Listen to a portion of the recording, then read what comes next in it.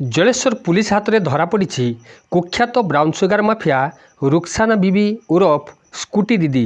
ଜଳେଶ୍ୱର ଥାନା ଅନ୍ତର୍ଗତ ଶେଖୱାଡ଼ ବସ୍ତିରେ ଚଢ଼ଉ କରି 55.26 ଗ୍ରାମ ବ୍ରାଉନ୍ ସୁଗାର ଜବତ କରିଛି, ଯାହାର ମୂଲ୍ୟ 5,50,000 ଟଙ୍କା ହେବ ବୋଲି ସୂଚନା ଦେଇଛନ୍ତି ଜଳେଶ୍ୱର ଏସ୍ଡିପିଓ ଦିଲ୍ଲୀପ କୁମାର ସାହୁ।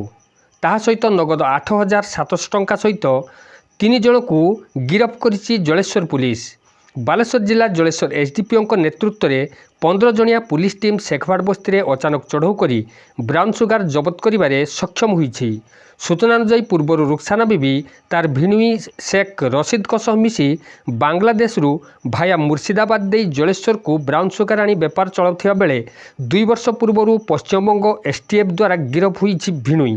ସେ ହେରୋଇନ୍ ସହିତ ନଗଦ ଆନୁମାନିକ 10 ଲକ୍ଷ ଟଙ୍କା ଏବଂ କାରକୁ ଜବତ କରିଥିଲା କଲିକତା ପୁଲିସ ଏସ୍ଟିଏଫ୍। ଭିଣୋଇ ଗିରଫ ପରେ ରୁକ୍ସାନା ସ୍ୱାମୀ ଟେରା ସାଜନଙ୍କ ସହ ମିଶି ପୁଣି ବେପାର ଆରମ୍ଭ କରିଥିଲା ବେଳେ ଗତ 1.5 ବର୍ଷ ପୂର୍ବରୁ ସ୍ୱାମୀ ଟେରା ସାଜନ ମଧ୍ୟ ପଶ୍ଚିମବଙ୍ଗ ଏସ୍ଟିଏଫ୍ ଦ୍ୱାରା ଗିରଫ ହୋଇଛି।